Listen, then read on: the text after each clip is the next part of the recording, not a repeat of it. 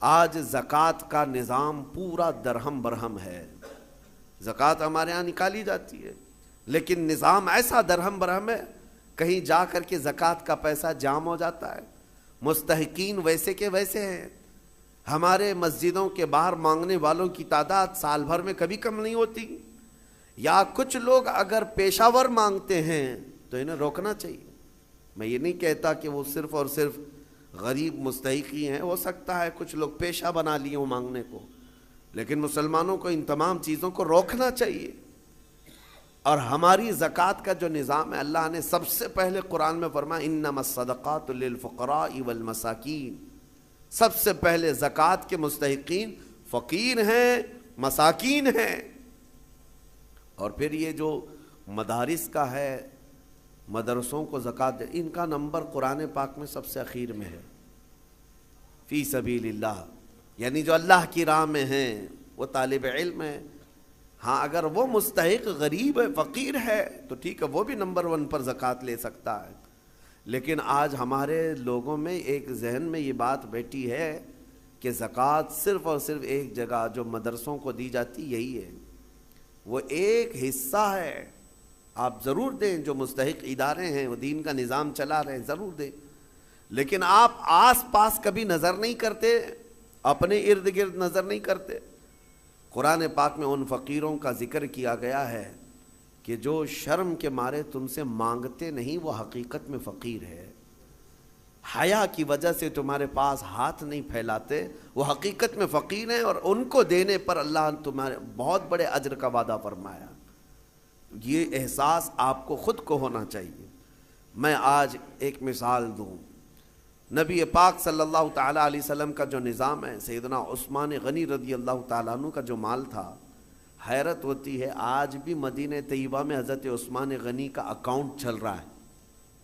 آج بھی ان کے بینک کا کھاتہ چل رہا ہے. 14 صدیاں گزر گئی. ان کے نام کی جائیداد آج بھی موجود ہے. ان کا باغیچہ، ان کا کنواں جو انہوں نے خرید کر کے وقف کیا. جس کے پاس مال ہے وہ اگر اپنے سرمائے کو ریٹرن قوم تک پیش کرتا ہے تو اس کا مطلب یہ نہیں ہے کہ اس کا سرمایہ کم ہو جائے گا. تاریخ کی سچائیاں بتا رہی ہیں 14 سینچریاں گزر گئی لیکن ان کے مال میں ابھی بھی کمی نہیں ہے. مدینہ طیبہ میں ان کے نام کی پوری ہوٹل بھی ہے، وقف عثمان بن عفان. حضرت عثمان غنی رضی اللہ تعالیٰ عنہ کے وقف کی ہوئی چیزیں آج بھی مدینے میں موجود ہیں اور سرمایہ کما رہی ہیں، آج بھی کما رہی ہیں. مدینہ طیبہ میں جب حضور تشریف لائے حالات کیا تھے؟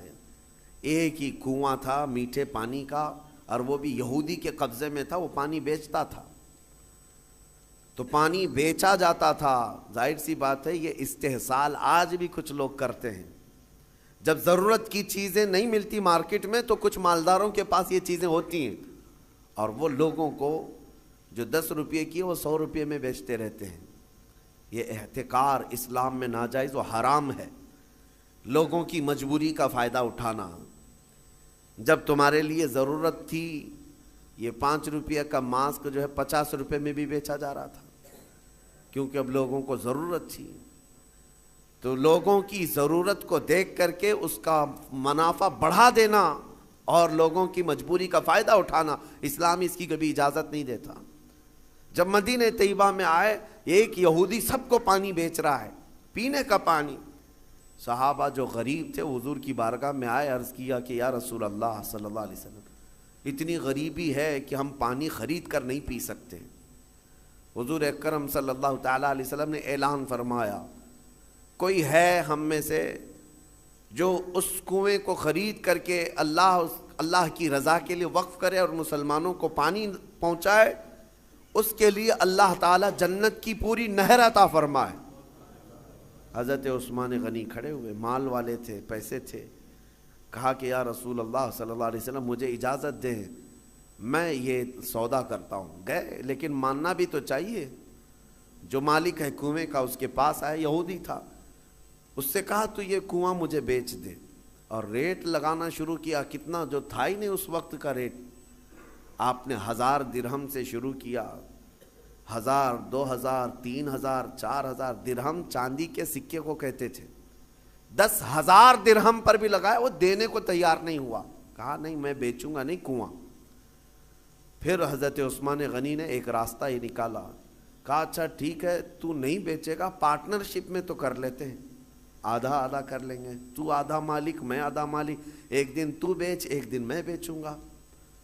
وہ اس بات پر راضی ہوا کہ کنواں تو میرے پاس ہی رہے گا، پارٹنرشپ میں لے لوں گا۔ 12,000 درہم چاندی کے سکے دے کر حضرت عثمان غنی نے کنویں کی آدھی ملکیت اپنے حاصل کر لی، آدھی ملکیت لے لی۔ اب اس کے بعد طے یہ پایا تھا کہ ایک دن یہودی کے قبضے میں رہے گا، ایک دن حضرت عثمان غنی کے قبضے میں رہے گا۔ اس کے قبضے میں جب ہے وہ پانی بیچے، جب ان کے قبضے میں ہو تو یہ پانی بیچے۔ حضرت عثمان نے آدھا پارٹنرشپ میں لیا اور مدینے میں آ کر اعلان کر دیا جسے پانی چاہیے وہ میری باری کے دن مفت میں لے جائے، جس کو اپنے پانی کی ضرورت ہے۔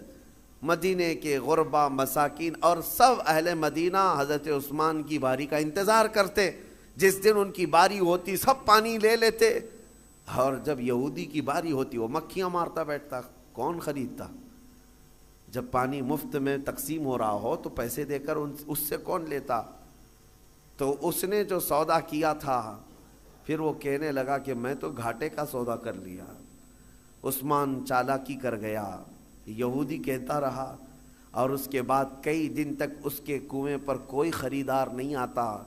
تو اب حضرت عثمان کے پاس وہ آیا اور کہا باقی آدھا بھی خرید لو، آدھے کی جو پارٹنرشپ چلا رہے ہو باقی آدھا بھی تم خرید لو۔ حضرت عثمان غنی اس وقت کہتے ہیں اب مجھے خریدنا نہیں ہے، پارٹنرشپ میں ہی چلیں گے، آدھے آدھے پر ہی چلیں گے۔ پھر حالات یہاں آئے کہ بہت اونے پونے اس یہودی کو چند سکوں پر، چند درہموں پر اپنا پورا کنواں دے کر جانا پڑا۔ حضرت عثمان غنی نے بہت مختصر سی دولت سے باقی کا کنواں خرید لیا، اور اس کے بعد بارگاہ رسالت مآب صلی اللہ علیہ وسلم میں حاضر ہوئے، عرض کرتے ہیں یا رسول اللہ صلی اللہ علیہ وسلم اس کنویں کی ملکیت مجھے پوری کی پوری حاصل ہو گئی، میں آپ کو گواہ بنا کر عرض کرتا ہوں میں اس کنویں کی ملکیت سے دستبردار ہوتا ہوں، آج سے یہ کنواں صرف اور صرف اللہ کے نام پر وقف ہو گیا۔ جسے پانی چاہیے وہ کنواں آج بھی 1400 سال کے بعد پانی دے رہا ہے، مدینے میں آج بھی موجود ہے، پورے مدینے کو پانی پلایا۔ مدینے والے جب تک رہے پانی پیتے رہے، پورے خلفائے راشدین کا دور گزرا، صحابہ تابعین کا دور گزرا، نہ جانے کتنے بادشاہوں کا دور گزرا، وہ کنواں اسی طرح موجود ہے۔ آج کے دور میں بھی جا کر کے دیکھیں، پورا ایک محلہ ہے بیر عثمان نام سے مدینے میں۔ بیر عثمان کا مطلب ہوتا ہے عثمان کا کنواں، پورے محلے کا نام ہے۔ یہ میں آپ کو یہ کہنا چاہتا ہوں، اللہ نے اگر آپ کے پاس کوئی چیز دولت عطا کی، نعمت عطا کی، اس کو اگر مخلوق خدا پر ریٹرن کرتے ہو ختم نہیں ہوتا، مولا ہمیشہ کے لیے قائم فرما دیتا ہے۔ اور قرآن میں وَأَمَّا مَا يَنْفَعُ النَّاسَ فَيَمْكُثُ فِي الْأَرْضِ، جو لوگوں کو نفع دیتا ہے وہ زمین میں ہمیشہ برقرار رہتا ہے، لوگوں کو نفع دیتا ہے وہ زمین میں برقرار رہ جاتا ہے۔ آج کے اس ظالمانہ نظام کے خلاف میں بات کروں گا۔ اقوام متحدہ UN کی رپورٹ کے اعتبار سے، ابھی پچھلے سال کی بات کر رہا ہوں، 2022 میں تقریباً 53 کنٹریز ایسی ہیں جس میں 11.5 کروڑ لوگ صرف بھوک کی وجہ سے مرے ہیں۔ 11.5 کروڑ لوگ بھوک مری، یہ دنیا کا اتنا بڑا وہ ہے۔ میں پوچھنا چاہتا ہوں یہ رپورٹ نکالنے والے وہ بڑا ادارہ ہے، وہ بڑا ادارہ ہے اقوام متحدہ UN، جن کے پاس بڑے بڑے کنٹریوں کے بادشاہ آ کر بیٹھتے ہیں میٹنگوں کے لیے، تو رپورٹ نکالنے والوں کو کیا یہ شرم نہیں آتی کہ افریقہ کے غریب بچوں کی تصویریں چھاپ دیتے ہو؟ عربوں کی سونے کی کرسی کو کبھی کیوں نہیں لا کر کے پوچھتے کہ تمہارا ایک لقمہ ان کی زندگی بناتا ہے؟ کیوں نہیں پوچھا جاتا؟ دنیا میں یہ نظام نہیں ہے۔ دنیا آج مالداری کے حصول میں اور کمپٹیشن میں اتنی آگے بڑھ رہی ہے، ہر کوئی مال میں کمپٹیشن کرنا چاہ رہا ہے۔ آج عربوں کی حالت بھی دیکھیں آپ جا کر، وہ اونچی بلڈنگیں بنانے میں ایک دوسرے کی دوڑ میں لگے ہوئے ہیں، کسی کو 150 منزلے کی بنانی ہے، کسی کو 200 منزلے کی بنانی ہے، اور ایسے ایسے پروجیکٹ پلان لوگوں کے درمیان متعارف کرانا چاہتے ہیں۔ سعودی بھی دوڑنے لگ گیا، قطر بھی دوڑ رہا ہے، UAE بھی دوڑ رہا ہے، مال کی ریل پیل اتنی ہے، لیکن ان کے قریب میں یمن کے 50 لاکھ لوگ بے گھر ہیں، سیریا کے، شام کے، عراق کے، فلسطین کے بچے کھانا تو دور، بیماری میں دوا کی ایک گولی انہیں میسر نہیں ہے، وہ چھوٹی چھوٹی بیماریوں میں دم توڑ جاتے ہیں، مر جاتے ہیں۔ ہے تو امت مصطفیٰ، ان مالداروں سے سوال ضرور ہوگا، ضرور ہوگا۔ ان کے بغل میں، بلکہ ان کے سائے میں وہ تمام قومیں ہیں جو چیخ رہی ہیں، لیکن کسی کی چیخ ان کے کانوں تک نہیں آتی۔ آپ جا کر کے دیکھیں، کھانا ان کے کھانے کا طریقہ یہ ہے کہ 2-4 ہاتھ بڑے برتن پر رکھ کر کے عرب اس کو فیشن سمجھتے ہیں، باقی پورا کھانا گٹر میں پھینک دیا جائے، پورا کا پورا بکرا بنایا جائے، 2-3 چمچ اس میں سے گوشت نکال کر کے باقی پھینک دیا جائے۔ یہ ہم نے اپنی آنکھوں سے دیکھا ہے، 1-2 نہیں، کئی کوئنٹل کی تعداد میں کھانا اس طرح پھینک کر کے بہا دیا جاتا ہے، اور ایک طرف ایک بریڈ کے لیے، ایک روٹی کے لیے سیریا میں بچے دھوپ میں دن بھر قطار لگا کر کھڑے ہوتے ہیں۔ کوئی ریلیف بانٹنے والی تنظیم آتی ہے، اور جو لوگوں سے چندہ کر کے وہاں جا کر کے لوگوں کو خیرات کرنے والی کوئی تنظیم آتی ہے، ایک گاڑی آتی ہے تو بچے ایسے جھپٹ پڑتے ہیں جیسے چیل جھپٹتی۔ ہمارے ساتھ ہوا ہے، ہم بس لے کر کے عراق میں جائیں تو بس کا دروازہ کھولنا مشکل ہوتا ہے، بچے اس طرح سے پورے دروازے کو لٹک جاتے ہیں۔ اکثر تو ہمیں یہ ڈر لگتا تھا کہ کوئی بچہ ٹائر کے نیچے نہ آ جائے۔ ڈرائیور سے ہم بار بار کہتے بھی تھے کہ اتنے بچے ہیں، ایک بار بس کسی محلے میں چلی جائے تو 100-150 بچے 5 سال سے 7 سال کی عمر کے، دیکھو تو ان کے چہرے گلابی رنگت خوبصورت ہیں، لیکن الجھے بال، پھٹے کپڑے، اور ہمارے کپڑوں سے لپٹ جائیں، اور بانٹنے والا تھک جاتا ہے۔ مجھے یاد ہے 11ویں شریف کے موقع پر بکرے ذبح کر کے ہم نے اپنا نہیں پکایا، ان غربا اور مساکین کے جو ریفیوجی کیمپ تھے اس میں لے کر کے گئے۔ ایک ایک گوشت کا ٹکڑا 1/4 کلو کا ہوتا تھا، 1/4 کلو کا گوشت کا ٹکڑا ایک ایک کو تقسیم کیا جا رہا ہے، بچے اس طرح سے جھپٹ کر کے لیتے، اور میں نے دیکھا ہماری آنکھیں بھیگ گئی تھی۔ وہ جب گوشت کا ٹکڑا لے کر اپنی جھوپڑی میں جا رہے تھے تو چوم چوم کر کے آنکھوں کو لگا رہے ہیں، اور پکار پکار کر کے اپنی اماں سے کہہ رہے ہیں کہ گوشت آ گیا گھر میں، گوشت آ گیا گھر میں۔ یہ کیفیت ان ممالک کی میں بتا رہا ہوں جہاں امت مصطفیٰ آباد ہے۔ میرے عزیزو، یہ درد اس لیے کہہ رہا ہوں، ایک طرف سرمایہ دارانہ نظام ہے، اربوں کی پیسوں کی ریل پیل، دیکھو ان کو سونے کی کرسیاں بنانا ہے، سونے کی کموڈ بنانا ہے، ان کو لگژری گاڑیوں کا کلیکشن جمع کرنا ہے، اور کوئی امریکہ اور سپر پاور کنٹری کا کوئی بادشاہ آئے، کوئی بڑا لیڈر آئے تو اس کو سونے کی زنجیروں سے اور اس کو گفٹ سے بھر دینا ہے، لیکن ایک غریب کو 2 لقمے کھلانے کی ان کے اندر توفیق نہیں۔ یہ سارا مسئلہ صرف توفیق الہی سے ہے۔ اسی لیے رمضان المبارکہ میں ان لوگوں کا احساس کرو، اگر احساس نہیں ہے تو پھر جینے کا کوئی مقصد بھی نہیں ہے۔ احساس ہی سب سے بڑے ایمان کی طرف لے جاتا ہے، آپ کو یہ احساس ہونا چاہیے۔ میرے آقا صلی اللہ تعالیٰ علیہ وسلم نے حدیث میں فرمایا، من لم یہتم بامرنا فلیس منا، جو اس حال میں صبح کیا کہ میری امت کے بارے میں کچھ نہیں سوچا، وہ میری امت میں سے نہیں ہے، میری امت میں سے نہیں ہے۔ آج آپ تمام حضرات سے بھی میں یہی کہوں گا، تمہارا اپنا روزہ، آپ کو پتہ ہے روزہ آپ بھوکے پیاسے رہتے ہیں، لیکن اس کے باوجود جب اجتماعی طور پر کہیں افطار ہو رہی ہو، مسجدوں میں جاؤ یا کہیں ایسی جگہوں پر جا کر افطار کرو جہاں دوسرے لوگ بھی ہوں، تمہارے افطار تو کرنا ہی ہے، لیکن اپنے ہاتھ سے اٹھا کر اپنے ایک بھائی کو کھجور بھی دے دیا، اس کے روزے کے برابر بھی آپ کو ثواب ہے۔ اللہ تبارک و تعالیٰ نے یہ نظام تمہارے لیے رکھا ہے۔ صحابہ اکرام فرماتے ہیں، ایک وقت وہ تھا رمضان کے روزے کے افطاری کا وقت قریب تھا، 70 صحابہ جو اصحاب صفہ میں ہیں نبی پاک کے حجرے کے باہر بیٹھے رہتے تھے۔ ایک دودھ کا پیالہ آیا ہے، چند کھجوریں آئی ہیں اور سب دسترخوان پہ ہیں، اور افطار کے لیے چند ہی لمحے باقی رہ گئے۔ نبی پاک صلی اللہ علیہ وسلم نے اپنے حجرے میں اندر دیکھا، حضرت عائشہ سے کہا کہ عائشہ باہر نظر کرو، کوئی باقی تو نہیں رہ گیا، کوئی مسافر، کوئی اجنبی تو نہیں ہے؟ حضرت عائشہ کہتی ہیں وہ کھڑکی سے اندر سے جھانک کر دیکھتی ہیں، جنت البقیع قبرستان حضور کے حجرے سے تھوڑی دور پہ ہے، ایک درخت تھا غرقد کا، اس درخت کے نیچے کوئی ایک مسافر آیا ہے اور الجھے ہوئے بال ہیں، کہیں لمبے سفر سے آیا، وہ اپنی سواری کو باندھ رہا ہے۔ حضرت عائشہ نے کہا یا رسول اللہ صلی اللہ علیہ وسلم، کوئی دور کا مسافر لگتا ہے اور غرقد کے نیچے کھڑا ہے، افطار کرنے کے لیے میرے آقا بیٹھے، چند لمحے باقی رہ گئے تھے۔